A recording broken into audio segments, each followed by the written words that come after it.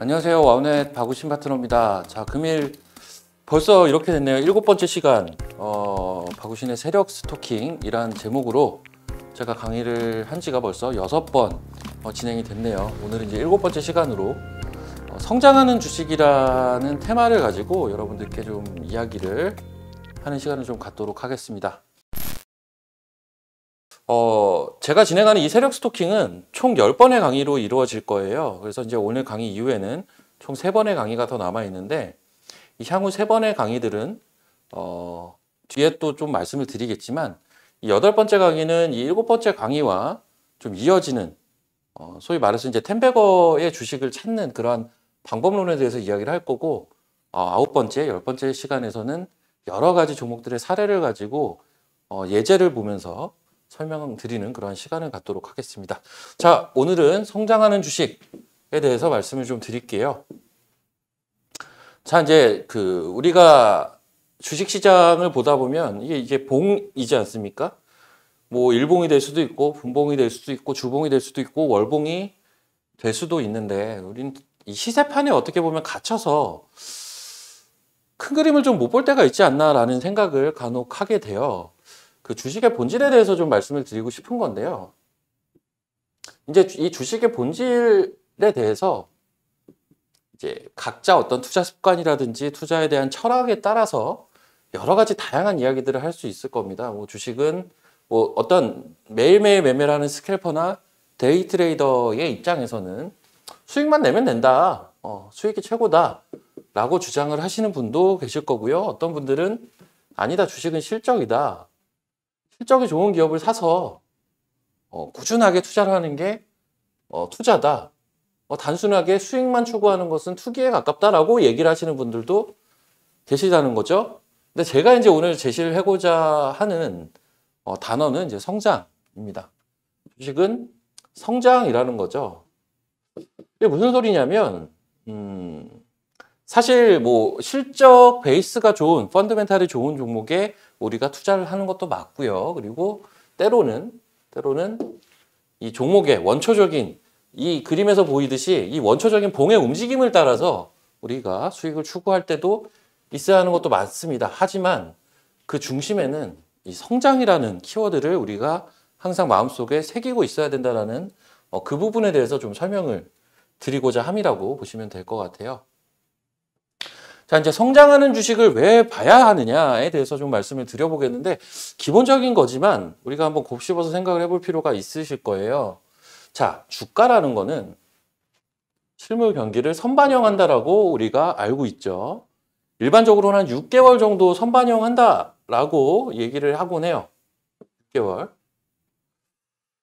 사실 때로는 이 6개월보다 더 짧을 때도 있고요. 조금은 길 때도 있습니다. 어찌됐든 주가는 실물 경기를 선반영한다라는 거예요. 그런데 우리가 이제 미래는 알 수가 없지 않습니까? 우리가 뭐 점쟁이, 뭐 예언자도 아니고, 미래는 사실 그 누구도 알 수가 없는 거예요.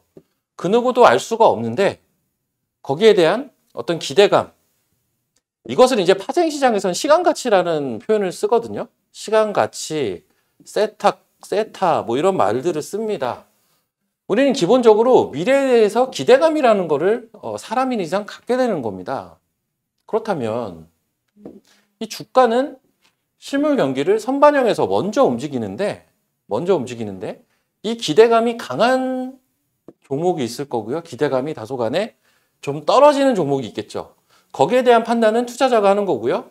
투자자는 그 기업의 아까 말씀드렸던 가장 베이스가 되는 실적을 가지고도 논할 수가 있겠지만, 성장의 포인트가 어디 있느냐, 실제 이 기업이 성장을 할지 안 할지는 사실은 뚜껑을 까봐야 아는 거죠. 즉 시간이 지나봐야 되는 겁니다. 미래가 돼야 아는 거지만, 현재 시점에서는 사실은 알 수가 없는 이 미래에 대해서는 기대감을 높이기 위해서는 포인트가 있어야 된다는 거죠. 이 포인트가 있는 기업은 선반영을 세게 해줘서 주가가 좋은 퍼포먼스를 보여줄 수 있다는 겁니다. 그걸 이제 뭐 어떤 단어로 요약을 해보자면 밸류에이션 리레이팅이라는 말을 써요. 사실 영어라서 뭐 쓸데없이 영어를 쓸 필요는 사실은 없어요. 사실은 없는데 제가 적당한 단어가 생각이 안 나서 이제 밸류에이션 리레이팅이라고 표현을 해봤는데, 리레이팅, 새로 계산을 한다라는 의미고요. 무엇을? 밸류에이션을. 밸류에이션은 뭐죠? 가치죠. 그 주식의 가치를 새로 매긴다라는 겁니다. 무엇을 가지고? 성장 포인트를 가지고. 미래에 대한 기대감이 높은 기업일수록 밸류에이션 리레이팅이 강하다라는 거죠. 그럼 성장하는 주식은 결론적으로는 말이 좀 길었지만 밸류에이션 리레이팅이 가능하다. 이게 가장 큰 장점입니다. 어디까지 성장할지는 미래에 가야 알지만 포인트가 확실하면 뚜껑을 열기 전에 굉장히 강하게 시세를 반영을 시켜주곤 하죠. 뭐 일예로 최근 같은 게 일종의 테마성의 움직임일 수도 있지만 최근에 보시면 네옴시티와 관련된 종목들, 재건에 대한 종목들 사실 이 관련돼서 매출을 얼마나 찍을지 지금 누가 알겠습니까? 하지만 시장에서는 시세를 세게 반영을 시켜주고 있죠. 개별적으로는 어떤 회사가 개발하고 있는 제품이라든지 어떤 회사가 지금 추구하고 있는 계약건이라든지 이러한 부분들이 어떻게 될지는 알 수는 없지만 그러한 부분들을 추진하고 있다는 거에서 주가는 이 밸류에이션 리레이팅을 통한 상승세를 보여준다는 거죠. 그리고 우리는 거기에서 투자 수익을 얻어낼 수가 있다는 거죠. 자, 내용은 좀 긴데요.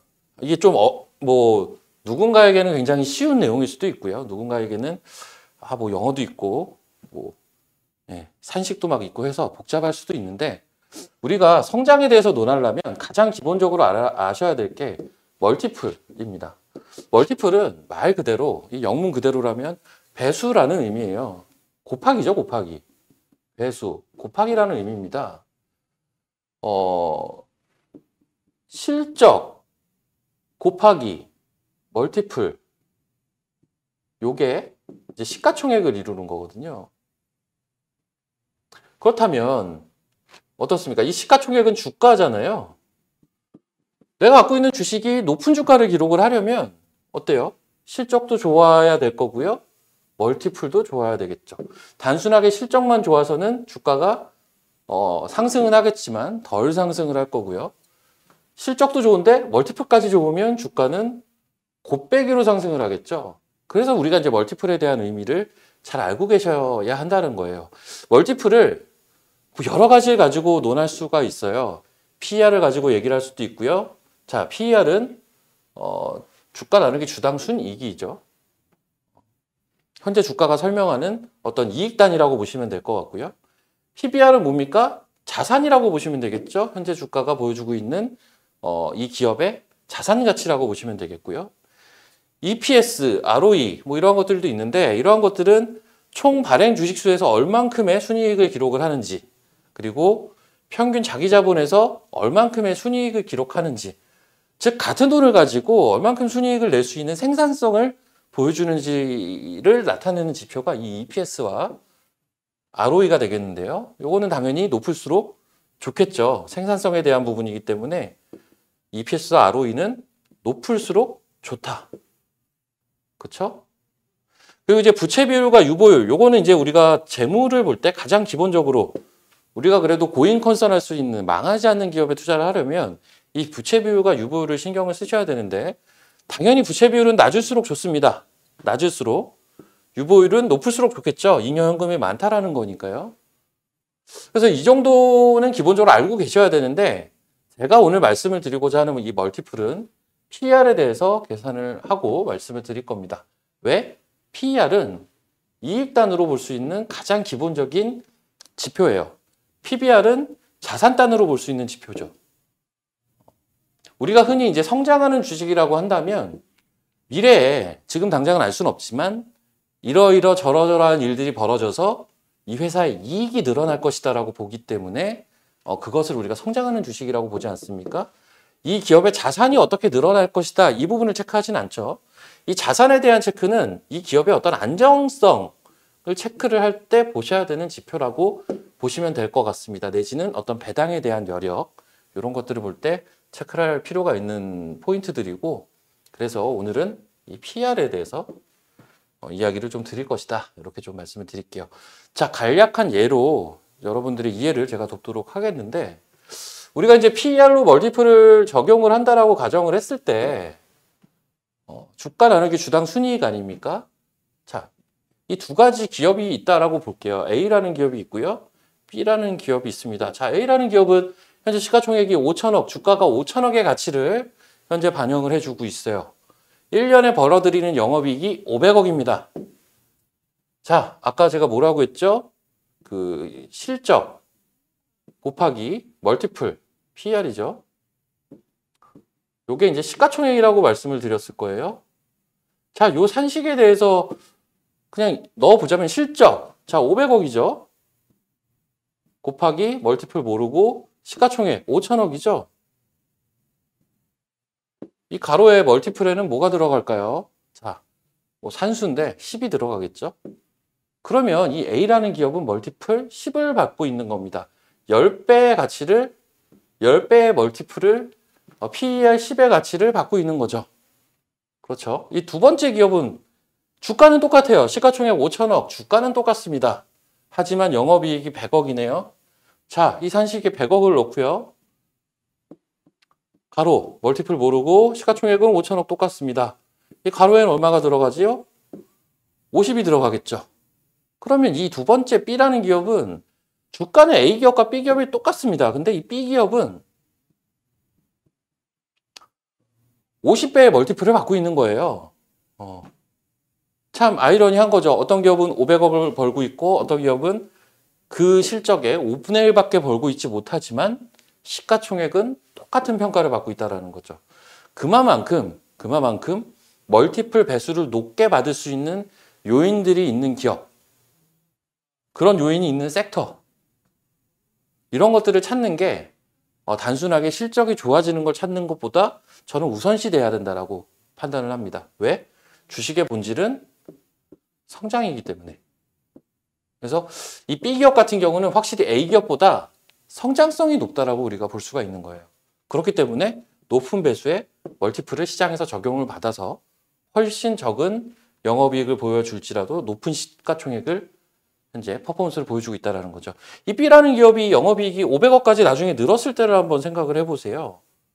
멀티플을 50배 받고 있던 기업인데 물론 성장을 어느 정도 하고 이 성장이라는 게 뭐 마냥 성장할 수는 없고 어느 레벨까지 올라가게 됐을 땐 정체라는 현상을 또 겪을 수가 있겠는데, 즉 이 100억을 벌 때 50배, 500억을 벌 때도 50배를 받는다는 보장은 없습니다. 하지만 이게 뭐 20, 30배만 받는다고 쳐도요. 시가총액이 1조에서 1조 5천억이 됩니다. 똑같은 돈을 버는데 어떤 기업은 시가총액 5천억이고 어떤 기업은 1조 5천억이라는 거죠. 주가가 3배 더 올라간다라는 거죠. 그래서 멀티플은 이러한 측면을 생각을 해보신다면 굉장히 중요한 포인트다라는 점을 좀 말씀을 드리고 싶었고요. 그러면 어떤 기업들이 높은 멀티플을 받는지를 알면 되겠죠. 어떤 기업들이 높은 멀티플을 받을 가능성이 높은지. 자, 우선 이 멀티플은 뭐 이것 말고도 많아요. 업종마다 기본적으로 멀티플이 좀 다르고요. 우리가 한번 생각을 해보시면 소위 굴뚝산업이라고 여겨지는 산업군에 속해 있는 종목들 같은 경우는 기존에 계속 따박따박 버는 이익은 있을 거예요. 하지만 성장판이 열려있지 않죠. 매년 그냥 100억씩 버는 겁니다. 따박따박. 멀티플을 많이 주기가 어려운 거예요. 그런데 어떤 기업은 또 그런 기업이 있죠. 지금 당장은 실적이 얼마 없어요. 근데 한 내년에는 한 실적이 2배 정도 늘 것 같고 한 5년 정도 있으면 실적이 한 10배 늘 수 있는 뭔가 그 나름의 타임테이블을 갖고 있어요. 그러면 그런 기업은 실적이 지금은 없더라도 고멀티플을 적용해서 주가는 높은 위치에 있을 수가 있다는 거죠. 그렇죠? 그래서 이제 업종마다 좀 다를 수가 있다는 거고요. 업태마다 다르다. 자, 이건 무슨 소리냐면요. 자, 업종마다 다르기도 하지만 업태마다도 다른 영역들이 있어요. 우리가 단순하게 이제 업종은 이제 크게 분류를 할 수 있는 거를 우리가 업종이라고 한다면 업태는 이제 세부적으로 봤을 때 같은 업종이더라도 조금씩 하는 일이 다를 수가 있습니다. 가장 우리가 대표적으로 아는 게 소재 업체들이 있고요. 장비 업체가 있어요. 뭐 IT나 2차 전지 섹터를 보면 소재 업체가 있고 장비 업체가 있는데 얘네들은 한번 찾아보시면 멀티플이 다르게 적용이 됩니다. 소재 업체들 멀티플이 훨씬 높고요. 장비 업체는 멀티플이 낮습니다. 업체마다 다르다는 거죠. 자, 그리고 이제 시대에 따라 다른 멀티플이 또 적용이 된다. 뭐 여러 섹터들이 있겠는데요. 대표적으로 보시면 예전에 그 중국 시장에 대한 열풍이, 중국 소비에 대한 열풍이 불 때가 있었습니다. 몇 년 전에. 그 당시에 이제 히트를 했던 대표적인 섹터가 화장품이라는 섹터가 있었어요. 이때 잘 나갈 때는 멀티플을 50배 이상 줬었습니다. 굉장히 고멀티플을 이 당시에 줬죠. 이 중국 시장에 대한 성장판이 열렸다라는 거였습니다. 하지만 그 이후에 여러 가지 또 국제적인 악재들이 있었죠. 사드 사태도 있었고 코로나도 있었고요. 그러한 여러 가지 풍파를 겪으면서 지금은 이렇게 고멀티플을 받고 있는 업종이 아닙니다. 시대에 따라 다른 멀티플이 같은 섹터에 적용이 된다라는 거죠. 자, 고멀티플의 조건. 방금 전에도 잠깐 언급을 드렸는데 기본적으로는 장비보다는 소재단에 기업들이 고멀티플을 받곤 합니다. 왜 그런지 한번 이유를 생각을 해보면 이 장비 같은 경우는 이제 한번 입고가 돼요. 한번 입고가 되면 이 장비 업체의 기준은 입장에서 봤을 때는 완성품 업체가 있습니다. 완성품. 여기 장비 업체 밑에 이제 하청 업체가 있는 거죠. 소위 말해서. 얘네가 이제 완성품 업체가 오더를 내리면 이 장비를 납품을 하겠죠. 그리고 이 완성품 업체는 이 장비를 가지고 제품들을 생산을 하겠죠. 여기서 생산을 하겠죠. 근데 이게 꾸준하게 장비가 돌아가진 않는다는 거죠. 우리가 고가의 장비를 사게 되면 그렇지 않습니까? 우리가 일반적으로도 우리가 이제 일반 개인으로 봤을 때는 고가가 뭐가 있을까요? 자동차 같은 거 한번 사게 되면 이거 뭐 수시로 사진 않지 않습니까? 한번 사면 오래 쓰게 되죠. 똑같습니다. 제조업체들 같은 경우도 장비를 한번 입고를 하게 되면 수요가 폭발적으로 늘지 않는 이상은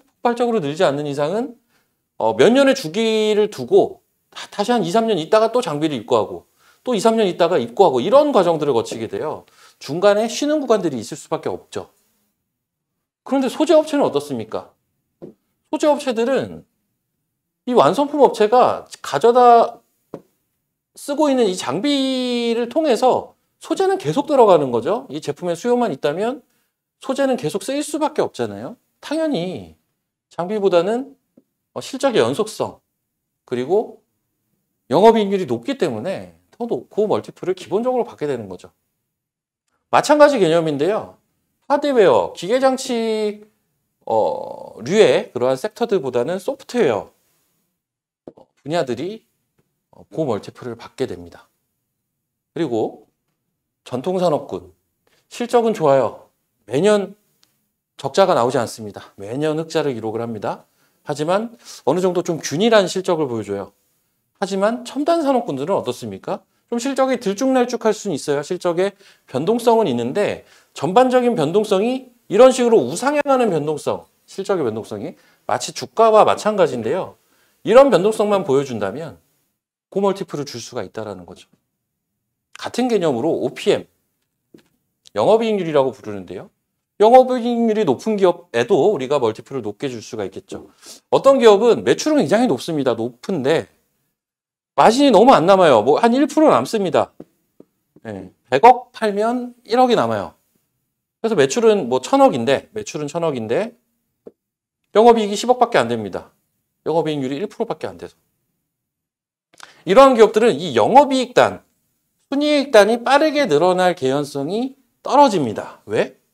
영업이익률이 낮으니까 이 매출 1000억도 이게 막 2000억씩 늘어나도 2배씩 늘어나도 이 영업이익률이 워낙 낮아서 뭐 20억 이렇게밖에 안 찍혀요. 근데 이제 영업이익률이 높은 기업들 같은 경우는 어떻습니까? 매출이 늘어나는 속도보다 영업이익이 늘어나는 속도가 더 빨리 진행이 돼요. 이익의 개선이 굉장히 빠를 수가 있다는 거죠. 성장만 할 수 있다면 당연히 가능성 측면에서 이 OPM이 높은 기업들이 고멀티플을 받을 수 있는 기본적인 조건에 포함이 되고요. 자, 제가 여기에 기술하진 않았지만 비슷한 개념으로 한 가지만 더 말씀을 드리면 그 BEP라고 우리가 많이 부르는데요. 우리가 이제 사업을 하다 보면 회사 입장에서 한번 생각을 해보면 직원들 월급도 줘야 되고요. 뭐 세금도 내야 되고, 그렇죠? 여러 가지 비용들이 빠집니다. 비용들이 계속 나가기 때문에 고정비라는 게 있어요. 고정비. 고정적으로 얼마씩은 계속 나갑니다. 그러다 보니까 이 고정비를 넘기기 전까지는 이 밑에서는 실적이 영업이익이 나올래야 나올 수가 없어요. 고정비에 다 잡아먹히니까요. 하지만 고정비, BEP를 넘기게 되면 영업이익이 가파르게 늘어날 수가 있겠죠. 디테일하게 본다면 이 BEP 구간까지 내가 알아낼 수가 있다면 그 기업에는 더 고급 멀티플을 줄 수 있다는 거죠.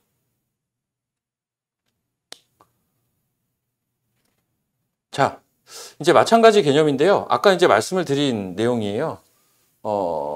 시가총액이 이제 5천억인 기업, 영업이익은 500억을 현재 기록을 하고 있고요. 똑같이 이 B라는 기업도 영업이익을 100억을 기록을 하고 있습니다. 주가는 똑같아요. 자, 이 두 기업의 차이가 이제 보이시는지 모르겠네요. 자, 다음 이 시간에는 구체적인 사례를 가지고 좀 말씀을 드릴게요. 우리가 결국 성장하는 주식을 보고자 하면 결국은 무엇이겠어요? 소위 주식시장에서 이야기를 하는 이 10배거 주식을 찾기 위한 과정 중에 하나거든요. 꼭 10배가 아니어도 이 10배거가 이제 10배 주식을, 10배 올라갈 수 있는 주식을 잡아보자라는 개념인데